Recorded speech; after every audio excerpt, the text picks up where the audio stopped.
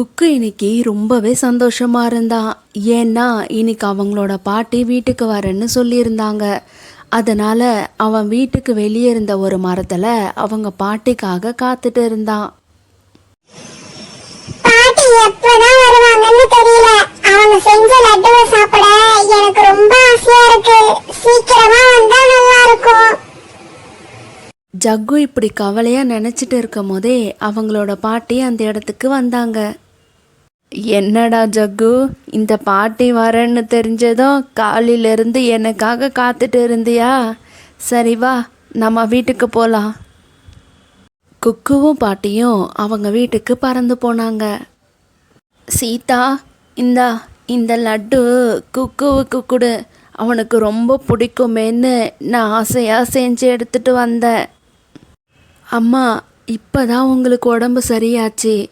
எதுக்காக இப்படி லட்டு செய்கிறன்ற பேரில் நீங்கள் கஷ்டப்படுறீங்க?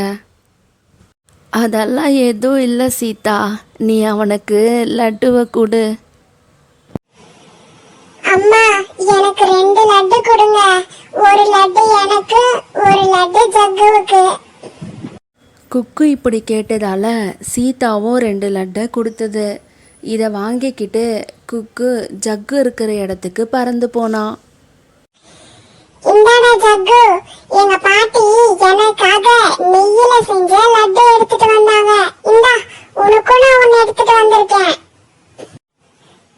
அம்மா, இன்னைக்கு குக்கு அவங்க பாட்டி செஞ்சாங்கன்னு எனக்கு ஒரு லட்டு எடுத்துட்டு வந்து கொடுத்தான். அதை சாப்பிடவே எவ்வளவு டேஸ்டா இருந்தது தெரியுமா? இது வரைக்கும் நான் அப்படி ஒரு சுவையான இனிப்பை நான் சாப்பிட்டதே கிடையாது. என்னடா ஜக்கு, அம்மாக்கு ஒரு வாய் எடுத்துட்டு வரணும்னு உனக்கு தோணலைல்ல?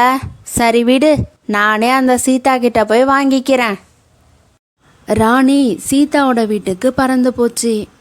சீதா, ஜக்கு சொன்னா இன்னைக்கு குக்குவோட பாட்டி லட்டு எடுத்துட்டு வந்தாங்கன்னுட்டு. அவன் சொல்ல சொல்ல எனக்கும் ரொம்ப ஆசையாயிடுச்சு. தயவு செய்து எனக்கும் ஒரு லட்டு கொடுக்குறியா? அம்மாடி சீதா, ராணிக்கும் ஒரு 2 லட்டு கொடு. பாட்டி இப்படி சொன்னதால சீதா ராணிக்கு ஒரு லட்டு எடுத்து கொடுத்தது. ராணிக்கு லட்டு கிடைச்சதால ரொம்ப சந்தோஷமா இருந்தது. இப்படியே பறந்து போய்கிட்டு இருக்கும் போது அங்க இருந்த ஒரு மரத்து மேலே உட்காந்து லட்டுவை சாப்பிட ஆரம்பிச்சது. அட அட, இந்த லட்டு ரொம்பவே சுவையாக இருக்கு. நம்ம பையன் ஜக்கு சொன்ன மாதிரி நாக்கில் வச்சதும் கரைஞ்சி போச்சு. அந்த சீதாவும் இருக்கே, கேட்டதும் ஒரே ஒரு லட்டு எடுத்துகிட்டு வந்து கொடுக்குது. ஒரு 2-3 கொடுத்தாதான் என்ன பண்ணுறது? இப்படியே ராத்திரி ஆச்சு. ராணி தூங்க முயற்சி பண்ணியும் ராணிக்கு சுத்தமாக தூக்கம் வரலை. அதுக்கு சீதாவோட லட்டு மேலேயே கவனமாக இருந்தது.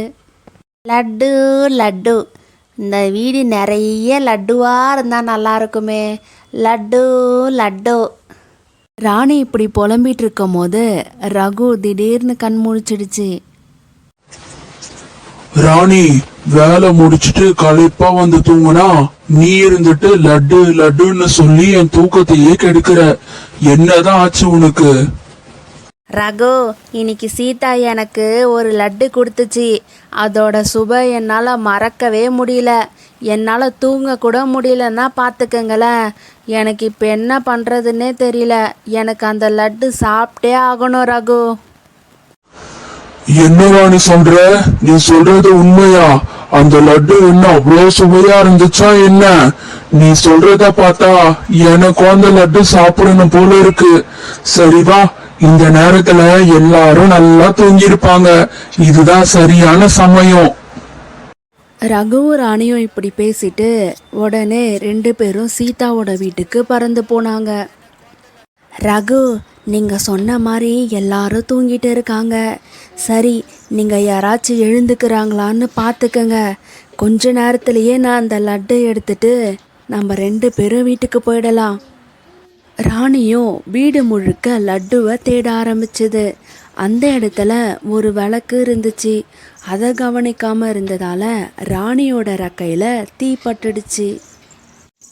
ஐயோ ஐயோ, என்னை யாராச்சும் காப்பாத்துங்களேன், என் மேலே நெருப்பு பட்டுருச்சு. ராணி இப்படி கத்துனதால சீதாவும் அவங்க அம்மாவும் முழிச்சுக்கிட்டாங்க. எங்கடா நம்மளும் மாட்டிக்க போகிறோன்னுட்டு ரகுவும் சீதாவோட வீட்டில் இருந்து ரொம்ப வேகமாக பறந்து போயிடுச்சு. சீதா, தயவு செய்து என்னை காப்பாத்து, எனக்கு உடம்பெல்லாம் எரியுது, காப்பாத்து காப்பாத்து. சீதாவும் ராணி மேலே ஒரு பெட்ஷீட்டை போட்டுச்சு. அந்த தீயும் அணைஞ்சு போயிடுச்சு. ராணி அக்கா, நீங்கள் மோசமானவங்கன்னு எனக்கு நல்லா தெரியும். ஆனால் இப்படி திருடுற அளவுக்கு மோசமாக இருப்பீங்கன்னு நான் கொஞ்சம் கூட எதிர்பார்க்கல. தயவு செய்து இங்கேருந்து பறந்து போயிடுங்க. அப்படி இல்லைன்னா நான் உங்களை என்ன தான் பண்ணுவேனே எனக்கு தெரியாது. சீதா இப்படி பேசினதால ராணியும் அங்கேருந்து அழுதுகிட்டே அதோட வீட்டுக்கு பறந்து வந்துச்சு.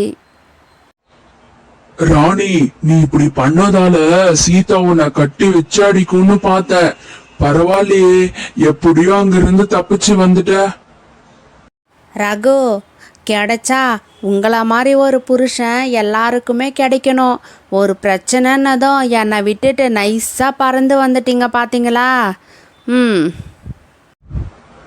பின்ன நானும் உன் கூட சேர்ந்து அடி வாங்கணுமா? ஏதோ போனா போட்டோன்னு சீதா உனக்கு ஒரு லட்டு கொடுத்தா எல்லாமே வேணும்னு நீ ஆசைப்படுறல்ல, அதனாலதான் உனக்கு சரியான தண்டனை கிடைச்சிருக்கு. ரகு, நான் ஆசைப்பட்டேன்தான். ஆனால் நீங்கள் தானே போய் திருடலான்னு சொன்னீங்க. ஏன் உங்களுக்கு அப்போ அந்த புத்தி வரலையா?